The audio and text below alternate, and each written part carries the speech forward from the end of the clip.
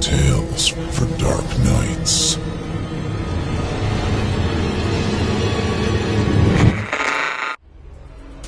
The following performance is a second-round entry in the 2016 Evil Idol competition, and you, the listener, get to help decide who wins. Like what you hear? Click the thumbs up. Don't care for it? Click the thumbs down. Good luck to all of our contestants.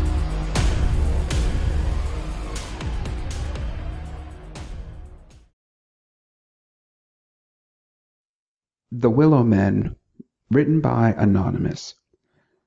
Narrated by Justin Davis Evans for the Chilling Tales for Dark Nights and the Evil Idol competition. There's a local legend where I come from. They're simply referred to as the Willow Men. There's hardly a need for the law enforcement in this town. The Willow Men take care of all that. Every single step taken, every word spoken, every drop of blood spilled, the Willow Men know about it before anyone else. Believe me, anyone that has invoked the wrath of the Willow Men has gone missing without a trace. That's why it was too late by the time I realized what I had. The Willow Men were coming. She just wouldn't shut up. No matter what I said and what I would do, she was just hysterical. She kept pacing about the house, screaming. She said she found this and that, and she claimed she knew for a fact I was cheating on her. She'd ask me who it was, and I told her she was crazy. I guess I wore that excuse out. After a while, I couldn't take her voice anymore. I'd walk room to room and she'd follow me. When we got to the kitchen, I had my fill. I reached for the first knife I could find and jammed it into her throat. The face of anger and sorrow melted into one of despair and disbelief. The crimson fluid ran freely all over her blouse, and she dropped to her knees, scrambling around on the floor. She clawed at the tile and made gurgling noises, which only served to infuriate me. I grabbed an iron skillet that had been preheating on the stove and took a swing at her head. A wet crack followed the impact, and while I didn't need to keep going, I did. I lost count of the number of times I hit her, but I had a good deal of blood on me. I dropped the skillet to the floor with a loud clang. I wish remorse could have followed, so I would have felt at least a bit human. But it didn't. I was just happy to be rid of her. With a grunt, I picked her body up off the floor and hoisted it onto my shoulder. Her face hung next to me, dead eyes staring with conviction. I could only chuckle. As soon as I got outside, I dropped the ragged heap onto the ground and went to find a shovel. That's when I knew they were watching. I could hear the whispers from the woods, and in the corners of my eyes I could see them staring intently at my every move. Whenever I would look up to the woods, I would find only gnarled trees staring back at me, but I knew they were there. It was dusk by the time she was good and buried. I was drenched in sweat, and it had made the blood stains on my clothes expand and turn orange. I looked back up to the woods and saw them peering from behind the trees. Long, gnarled faces with hollow eyes and gaunt figures. I could only see half of the faces, as they chose to hide behind their precious trees. But they were there, watching, whispering, "What are you staring for, you bastards? You heard her. I had to do it," I yelled at them. Was I expecting a response? I don't know. They just continued to watch me from behind the trees. I spit on the ground and threw the shovel down. They would come for me under the cover of darkness, and I wasn't going without a fight. I stole away into the house and prepared. I pushed couches and dressers in front of doorways. I nailed wooden boards haphazardly to cover all the windows. As the sun crept underneath the horizon, a great trepidation settled in the pit of my stomach. Honestly, it could have been nerves. I hated to think it was such a powerful fear that I would start breaking into an ice-cold sweat. I loaded up my shotgun and reached for a bottle of whiskey. I forced down a mouthful and then another before I slammed the rest of the bottle against the wall in frustration. I had left one door open, the back door that faced the woods. I put a chair down in front of it and sat, shotgun in my lap. They were still staring at me. I knew it. The Willow men. We stayed staring at one another for 3 days. Eventually, however, exhaustion began to get the best of me, and I started to nod off. I tried desperately to keep my eyes open. For a foolish second, I propped my head up with the shotgun so that it wouldn't fall. I snapped back to reason and lifted my head high. The last thing I needed was to shoot myself. But had I known what was coming, I probably should have.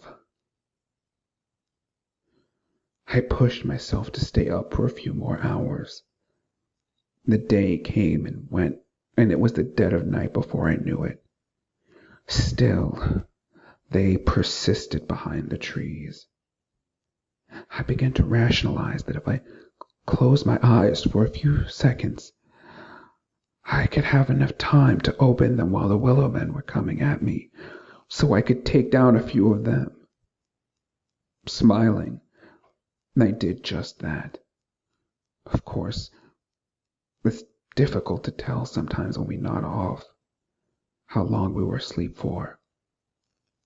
Could be a second, could be for days.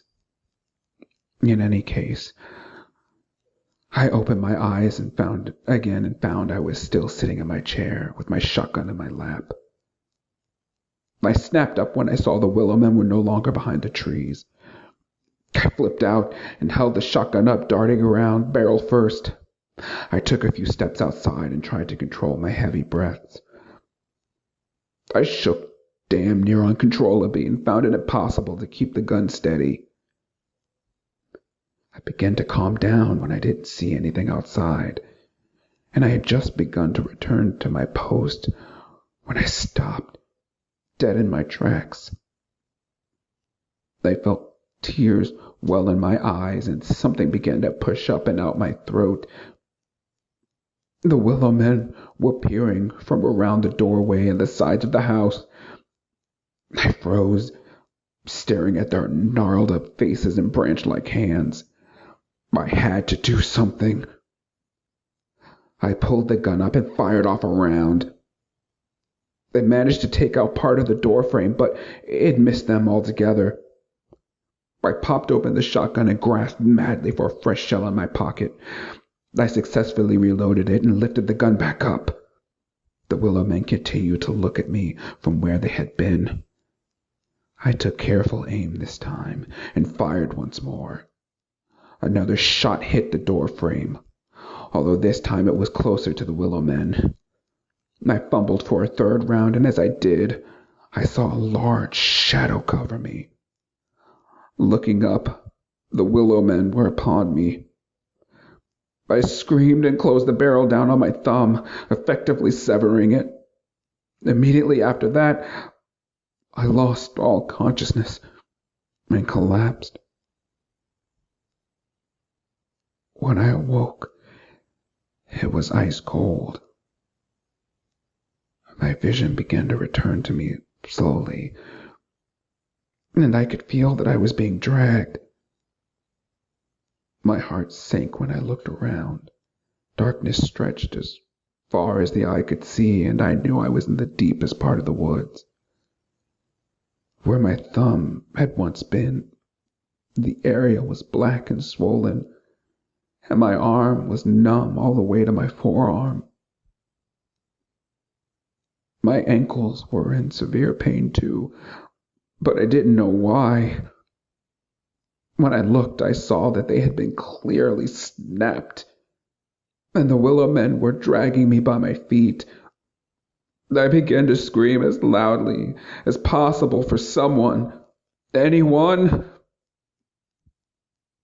All I did was cause more Willow men to appear and watch me from behind the strangest willow trees I'd ever seen. Their trunks were small and looked like leather. The earth around them was red and moist, yet where I was being dragged was dry, rugged land. I looked up to the canopy, and how I wish I hadn't. Skinless corpses hung down, suspended in the tree limbs, blood dripping freely to feed what I realized then were trees bound in human flesh.